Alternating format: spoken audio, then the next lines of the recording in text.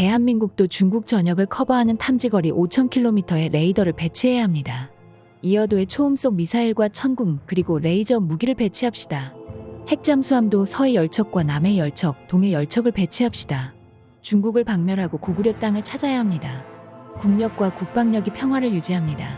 수천 년 동안 중국과 일본은 우리의 적이었습니다. 이런 나라를 무서움에 떨게 하려면 부국강병으로 세계 최고의 첨단 무기를 보유하는 길밖에 없습니다. 불과 얼마 전 중국 공산당은 탐지거리가 3,000km에 달하는 초지평선 레이더를 배치한 적이 있습니다. 템보라는 이름이 붙은 레이더는 서울과 도쿄 방향을 겨냥해 배치되어 있는데요. 이로써 중국은 한국, 일본의 전 국토를 넘어 서태평양 전역까지도 모두 뒤덮는 시야를 갖추게 되었습니다. 한국이 사드를 배치한 일로 중국이 길길이 날뛰면서 보복까지 했던 것을 떠올리면 내로남불 그 자체라 도무지 이해가 가지 않는 일입니다. 중국판 사드 레이더가 배치된 이 사건은 의외로 한국에 별파장을 일으키지는 않았는데요. 이는 우리 힘으로는 중국 땅에 있는 레이더를 어찌해볼 방도가 없었고 문재인 정부에서 쉬쉬했다는 의견이 대다수입니다. 게다가 당시에는 중국의 한한령처럼 외교적인 보복을 할 만한 힘이 없었을 뿐만 아니라 유사시에 직접 레이더를 타격할 능력도 갖추고 있지 못해서 한국은 그저 분을 삭힐 수밖에 없었습니다.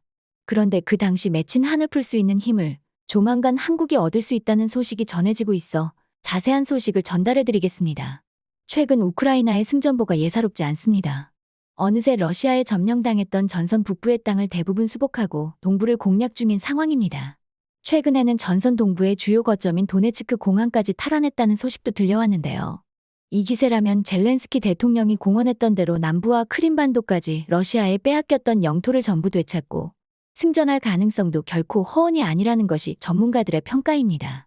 우크라이나의 이번 공세는 미군과 긴밀히 협력하여 몇 달 전부터 세운 계획이라고 하는데요.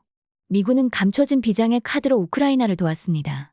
덕분에 러시아는 전장의 제공권을 완전히 잃어버렸고 우크라이나 군에 노획될 만한 물자조차 제대로 처리하지 못한 채 헐레벌떡 도망만 치기에 바쁜 상황인데요. 미국의 비장의 카드는 바로 대레이더 미사일 AGM-88HRM입니다. 영국의 주간지 이코노미스트는 우크라이나가 하르키우 수복작전에서 성과를 거둔 결정적 이유로 미국이 지원한 HRM 미사일의 역할이 매우 컸다고 보도했습니다. HRM은 반경 145km 안에 있는 레이더 전파 발신지를 추적하고 타격하는 미사일입니다. 이를 통해 러시아의 방공포대를 무력화시켰고 제공권을 잃어버린 러시아군을 일방적으로 공격할 수 있었습니다. 미국도 공식적으로 HRM을 지원한 사실을 대놓고 인정하면서 우크라이나 군이 자국의 무기를 잘 사용해주고 있다고 밝혔습니다. 우크라이나에서 보여준 것처럼 적의 레이더와 방공망을 제거하는 작업은 현대전에 필수적인데요. 이런 방공망 제압 작전은 총 3단계로 이루어집니다. 첫 번째로 적 방공망의 사각지대를 찾아내 그 경로로 정찰기를 보내서 적 레이더의 패턴과 종류를 수집 및 분석합니다. 두 번째로 전자전 능력을 지닌 항공기를 보내 수집한 레이더 주파수에 맞춘 강력한 노이즈를 발생시켜 적 레이더와 레이더 기반 방공 무기를 마비시킵니다. 세 번째로 대레이더 미사일을 발사해서 눈이 멀어버린 방공포대를 일방적으로 파괴합니다. 미국은 이번 우크라이나 전쟁에서 자칭 세계 2위 군사력이라는 러시아를 추하게 패퇴시키며 방공망 무력화 작전의 효과를 완벽하게 증명한 셈인데요. 그런 의미에서 한국 또한 중국 레이더망 무력화 대책이 시급한 상황입니다. 중국은 남태평양의 도련선이라는 방어선을 멋대로 2개나 그어놓고 그 안에 해상과 해양은 자기들 마음대로 하겠다고 억지를 부리고 있는데요. 황당한 것은 대만과 한국은 이미 제1도련선 안에 들어가 있으며 그 누구의 동의도 받지 않고 멋대로 정해버렸다는 것입니다. 중화사상 특유의 오만함과 공산당에서나 있을 법한 사고방식이 주변국들을 힘들게 하고 있는 상황인데요. 더욱 심각한 사태는 중국이 도련선 내부에 들어가 있는 국가 정도는 자신이 좌지우지할 수 있다는 망상까지 하고 있다는 것입니다. 한국이 중국의 마수에서 벗어나려면 중국 본토에서 발사되는 미사일들을 무력화할 수 있는 수단이 필요한 상황입니다. 선제적으로 해결해야 할 사항은 중국이 최근 배치한 초지평선 레이더를 파괴하는 것인데요. 이 레이더를 통해 스텔스기조차 중국에 들키지 않고 이륙하는 것이 불가능하다고 전해지고 있습니다. 한국에서도 미국에게 구입한 HRM 대레이더 미사일이 수백 발이 있고 자체 개발한 A사 레이더와 전자전 포드를 통해 제한적으로 적의 레이더를 무력화하고 작전을 수행할 수 있습니다만 미국이 한국 신형 전투기인 KF-21에는 HRM 미사일 체계의 통합을 허가하지 않았다는 문제에 봉착했습니다. 이 때문에 한국이 작전을 수행하려면 HRM이 장착 가능한 F-35와 F-15K 그리고 KF-16 이 세 기종 중 하나를 투입해야만 하는데요. 레이더를 제거하기 위해 적진 한가운데 있는 방공망 안으로 침투해야 하는 극도로 위험한 작전인데 F-35A는 현재 공군 최강의 전력인 만큼 실패할 경우 손실이 너무 크고 F-15K와 KF-16은 스텔스 성능이 없는 9세대 전투기에 불과해서 자살행위나 다름없습니다.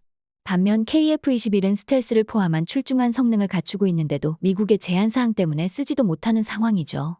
그래서 대한민국은 그 잠재력을 다 발휘하지 못하는 진퇴양난의 상황을 돌파하기 위해 미국 무기에 의존하지 않는 방법으로 해결한다고 합니다. 바로 레이더 무력화 작전 능력의 국산화를 시작한 것입니다. 무기 국산화는 세계가 인정하는 한국의 특기인 만큼 한국은 망설이지 않고 개발에 돌입한다고 전했는데요. 그 첫 단추는 바로 KF-21의 전자전기화입니다. 이미 원천 기술을 전부 확보하고 있기 때문에 가장 먼저 만나볼 수 있을 KF-21의 파생형으로 꼽히는 것이 전자전기인데요. 적 레이더 정보 수집 후 직접 진입해 레이더에 재밍을 거는 역할은 전자전 포드나 A사 레이더를 탑재한 전투기로 수행할 수 있는 작전 능력입니다. A사의 경우는 어디까지나 그런 활용도 가능하다는 것뿐이지 원래대로의 운용 목적과는 다르기 때문에 출력 등의 문제로 전자전기를 활용할 때에 비해서는 효율이 떨어질 수밖에 없습니다. 한국이 기존에 제한적으로 방공망 무력화 작전에 동원하려 했던 재민기체는 개량을 통해 A사 레이더를 탑재하게 된 KF-16이었고 이를 전자전 포드를 탑재한 KF-21 전자전기로 대체하려는 것입니다. 그 후에 비로소 HRM을 대체하는 한국형 대레이더 미사일의 사용 조건이 갖춰지는 것입니다. 대한민국은 2020년에 이미 KF-21로 운용하는 대레이더 미사일 개발에 대한 개념 연구를 공개했는데요. 대레이더 미사일과 구속 시스템을 동시에 개발해 결과적으로는 한국의 독자적인 레이더 무력화 능력을 미국 공군 수준으로 도약시키는 것을 목표로 하고 있습니다. 한국국방연구원이 공개한 국산 대레이더 미사일의 능력 요구 목록을 보면 블록1과 블록2로 나누어 개발하면서 블록1에서 HRM 이상의 성능을, 블록2에서는 미국의 차세대 대레이더 미사일 AARGM과 동급의 성능을 획득하는 것을 목표로 하고 있음을 알 수 있습니다. 또한 광대역 RF 표적 식별과 수동광학 이중 모드 시커 개발, 위치 기반 GPS 항법 기능 추가와 타겟팅 포드 개발, 자체 연동 시스템 개발, 조종사 인터페이스 및 표적 식별 장치와의 통합 등 핵심 제반 시스템의 개발을 동시에 진행하겠다는 큰 그림을 그리고 있는 상황입니다. 그리고 이와 함께 공개한 것이 국산 대레이더 미사일 ARM의 모습입니다. 미군이 개발 중인 AARGM과 흡사한 형상을 하고 있는데 목표 성능이 비슷하기 때문으로 보입니다. AARGM은 HRM 대비 사정거리가 더 늘어나고 더 빨라질 예정으로 250km 내의 표적을 마하 2.5 이상의 속도로 타격하게 된다고 하죠. 그뿐만 아니라 미사일 자체에도 재밍에 저항하는 성능을 부여하기 위해 전자기파 기반 시커가 적의 재밍에 모두 무력화되더라도 목표를 끝까지 쫓아 파괴시킨다고 합니다. 한국산 대레이더 미사일 ARM이 AARGM과 비슷한 영상을 하고 있는 것은 이들 성능까지 모두 따라잡겠다는 뜻으로 보입니다. 이 계획이 성공적으로 진행된다면 한국은 드디어 중국이 과거 초지평선 레이더를 배치하며 내로남불식으로 나왔던 일에 서력을 할 수 있게 됩니다. 미국이 우크라이나를 도와 러시아를 패퇴시켰던 것처럼 유사시엔 한국도 중국의 장거리 레이더를 무용지물로 만들어 중국의 심장을 노릴 수 있는 능력을 가지게 되는 것이죠. 이전까지는 대놓고 레이더를 배치해 남의 국토를 엿보던 중국도 이젠 한국산 대레이더 미사일의 방공망이 뚫리고 그 틈으로 쏟아져 들어오는 수천 발의 현무미사일에 온 국토가 벌집이 될 각오를 해야 할 겁니다. 중국은 한때 한국의 사드 배치를 빌미로 외교적인 압박을 가했지만 한국은 이제 진짜 보복이 어떤 것인지 알려줄 수도 있게 되었습니다. 그리고 한국이 이렇게 중국의 레이더를 무너뜨려주면 서방의 군대가 중국 본토에 상륙하는 것은 시간 문제가 되죠. 대한민국의 대레이더 미사일 개발은 오만한 중국이 감히 한국을 넘보는 일은 일어나지 않게 할 것입니다. 모쪼록 한국의 방산 기술자분들이 앞으로도 나라를 지키는 강력한 기술을 계속 발전시켜 주시기를 바라겠습니다.